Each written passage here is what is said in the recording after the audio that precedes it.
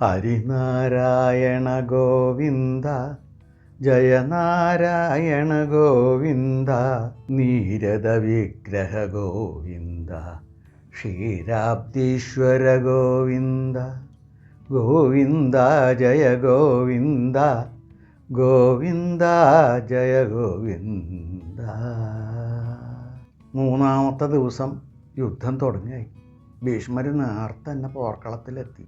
എന്നിട്ട് ഗരുഡ വ്യൂഹമാണ് ചമച്ചത്. പാണ്ഡവരും അതിനെ എതിർത്ത് നിൽക്കാൻ പറ്റാവുന്ന നല്ലൊരു വ്യൂഹം അവരും ചമയ്ക്കുകയുണ്ടായി. പിന്നെ താമസം ഉണ്ടായില്ല.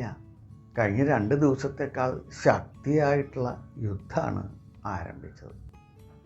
പല ഭാഗത്തും രക്തം നദി പോലെയാണ് അത്ര ഒഴുകിയിരുന്നത്. കുന്നുകൂടിയ ശവങ്ങളും ഗജങ്ങളുടെയും മറ്റു മൃഗങ്ങളുടെയും ഒക്കെ ശവം അങ്ങനെ കുന്നുകൂടി കിടക്കുക. അവിടെ കുറുക്കനെ ഓരിയിടുന്നുണ്ട്. എല്ലാം കൂടി ഒരു ഭയാനകമായ അന്തരീക്ഷം തന്നെ. അർജുനൻ്റെ ശരവേഗം തടുക്കാൻ കഴിയാണ്ട് വ്യൂഹമൊക്കെ മുറിഞ്ഞുപോയി. കൗരവസേന പിന്തിരിഞ്ഞ് കുറേ പേര് ഓടാൻ തുടങ്ങി. ആകെ കൗരവരുടെ ഭാഗത്ത് ഒരു ക്ഷീണം തന്നെയാണ് അനുഭവപ്പെട്ടത്. കൗരവരുടെ മഹാരഥന്മാർ പോലും പിന്നിലേക്ക് മാറുന്നുണ്ട്. ഇത് കണ്ട ദുര്യോധനന് ആകെ വെപ്രാളായി. ഓടി ചെന്ന് ഭീഷ്മപിതാമഹനും ദ്രോണനെയും കണ്ടു. നിങ്ങൾ എന്തെങ്കിലും ചെയ്തില്ലെങ്കിൽ പറ്റില്ല, കണ്ടില്ലേ നമ്മുടെ പട ഇങ്ങനെ പോണ പോക്ക്, എല്ലാവരും പിന്തിരിഞ്ഞ് ഓടുകയാണ്, ഇനി എന്താ ചെയ്യണ്ടേ? അപ്പോൾ 2 പേരും പറയാണ്, ദുര്യോധന, നിങ്ങൾ എത്ര പ്രാവശ്യം പറഞ്ഞു പാണ്ഡവരെ ജയിക്കാൻ പറ്റില്ല എന്ന് വെച്ചിട്ട് ഞങ്ങൾ ഞങ്ങളുടെ കഴിവിൻ്റെ പരമാവധി ഇവിടെ ഉപയോഗിക്കുന്നുണ്ട്. ഇനിയിപ്പോൾ എന്താ ചെയ്യണ്ടേ? എന്നാ കണ്ടോളോ എന്ന് ഭീഷ്മൻ പറഞ്ഞു. രണ്ടാമത് വലിയ ദേഷ്യത്തോടു കൂടിയിട്ടും അട്ടഹാസം മുഴക്കിക്കൊണ്ട് പടയെ എല്ലാവരെയും തിരിച്ചു കൂട്ടി വലിയൊരു എതിർപ്പിന് മുൻകൈയെടുത്ത് മുമ്പിലേക്ക് വന്നു. പിതാമഹൻ്റെ ഈ വരവ് കണ്ടപ്പോൾ തന്നെ പാണ്ഡവ സൈന്യം കുറച്ച് പേടിച്ചു. അർജുനൻ പറഞ്ഞു, അങ്ങനെ പേടിച്ചു പോയാൽ പറ്റില്ല, എതിർത്ത് തന്നെ നിൽക്കണം എന്ന് അർജുനൻ തീരുമാനിച്ചു. അർജുനൻ തന്നെ മുന്നിലേക്ക് വന്ന് ഭീഷ്മപിതാമഹനോട് എതിർക്കാൻ തീരുമാനിച്ചു. പോർക്കളം മുഴുവൻ ഭീഷ്മൻ്റെ ശരങ്ങൾ വന്ന് നിറയാൻ തുടങ്ങി. ഒരാൾക്കും ഭീഷ്മൻ്റെ മുമ്പിൽ പിടിച്ചു നിൽക്കാൻ പറ്റണില്ല. ഭീഷ്മർ അങ്ങനെ കൊടിയ സംഹാരം നടത്തുമ്പോൾ ദുര്യോധനൻ, ശകുനി എല്ലാവരും ഭീഷ്മരെ തുണയ്ക്കാനുമുണ്ട്. ദുശാസനൻ മുമ്പിലുണ്ട്. പെട്ടെന്ന് എവിടുന്നാന്നൊരറിയില്ല, ഒരു ശരം വന്ന് ദുര്യോധനെ തറച്ചു. ദുര്യോധനൻ മോഹാത്സ്യപ്പെട്ടു പോയി. ഉടനെ തന്നെ സാരഥി രഥം പിന്നിലേക്ക് കൊണ്ടുപോവുകയും ചെയ്തു. ദുര്യോധനൻ യുദ്ധക്കളത്തിന് തൽക്കാലത്തേക്ക് മാറി. ഭീഷ്മൻ തൻ്റെ സംഹാരതാണ്ഡവം അങ്ങനെ നടത്തിക്കൊണ്ടിരിക്കുക.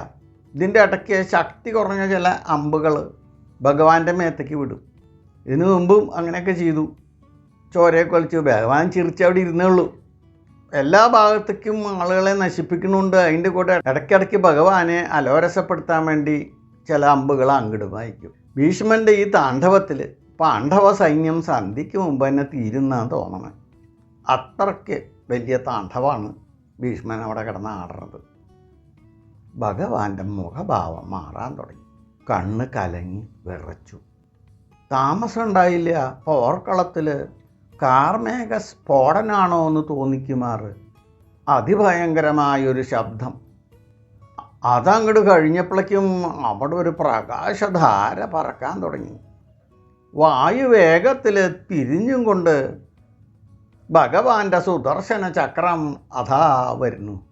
നേരെ വന്ന് ഭഗവാന്റെ ചൂണ്ടുവരെല്ലാം അങ്ങോട്ട് ഇരുന്നു.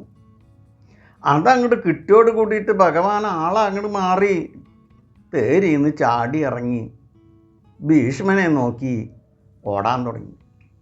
ഇത് കണ്ട അർജുനന് വലിയ പരിഭ്രമമായി. എന്തെങ്കിലും അവിവേകം കാണിക്കുമോ ഭഗവാൻ എന്നുള്ള സംശയം. ക്രുദ്ധനായിട്ട് കയ്യിൽ ചക്രവുമായിട്ട് ഭഗവാൻ അങ്ങനെ ഓടി വരണ കണ്ടപ്പോൾ ഭീഷ്മപിതാമഹൻ ആ വില്ല് അവിടെ വെച്ചു, തൊഴുതു. എന്നിട്ട് കഴുത്തങ്ങോട്ട് കാണിച്ചു കൊടുത്തു. കൊന്നോളോ ഭഗവാനെ, അങ്ങയുടെ കൈ കൊണ്ടുള്ള മരണം അതാണ് ഞാൻ ആഗ്രഹിക്കുന്നത്. അത് അങ്ങെനിക്ക് സാധിച്ചു തരണം. ആ സംഹാരചാപം ചോട്ടിൽ വച്ചിട്ട് ഭീഷ്മൻ ഭഗവാനെ ഇങ്ങനെ സ്തുതിക്കാൻ തുടങ്ങി. ഭഗവാനെ, ഞാൻ ധന്യനായിരിക്കുന്നു. അങ്ങയുടെ കൈകൊണ്ട് മരിക്കുന്നതോട് കൂടിയിട്ട് ഇഹപരങ്ങളായിട്ടുള്ള എല്ലാ ശ്രേയസ്സുകളും എന്നിൽ വന്ന് ലയിച്ചോളും, എനിക്ക് നിശ്ചയമാണ് എന്നും പറഞ്ഞ് തൊഴുകയോടെ അങ്ങനെ നിൽക്കുകയാണ്. എങ്ങനെയോ അർജുനനോ ഓടി ഭഗവാന്റെ മുമ്പിലെത്തി, മുമ്പിൽ വീണ് നമസ്കരിച്ചു. മുമ്പിലേക്ക് ഒരടി അനങ്ങാൻ സമ്മതിച്ചില്ല. ഭഗവാനെ, ആ ചക്രായുധത്തെ ഒന്ന് അടക്കൂ. നമ്മുടെ രണ്ടുപേരുടെയും പ്രതിജ്ഞയ്ക്ക് ഭംഗം വരുത്തരുത്. യുദ്ധത്തിൽ അങ്ങ് ആയുധമെടുക്കില്ല എന്ന് പറഞ്ഞ പ്രതിജ്ഞ, കൗരവരെ മുഴുവൻ കൊന്നടുക്കിക്കളാം എന്നുള്ള എൻ്റെ പ്രതിജ്ഞ, രണ്ടും അങ്ങ് കാരണം ഇല്ലാണ്ടാവരുത്. അവിടുത്തെ അനുഗ്രഹം ഒന്ന് മാത്രം മതി ഭഗവാനെ. ഞാൻ ഈ കൗരവരെ മുഴുവൻ കൊന്നൊടുക്കിക്കോളാം. അങ്ങ് ആയുധം അടക്കൂ. വേണ്ട, പ്രതിജ്ഞ ലംഘിക്കണ്ട എന്ന് അർജുനൻ പിന്നെയും പറഞ്ഞ് തൊഴാൻ തുടങ്ങി.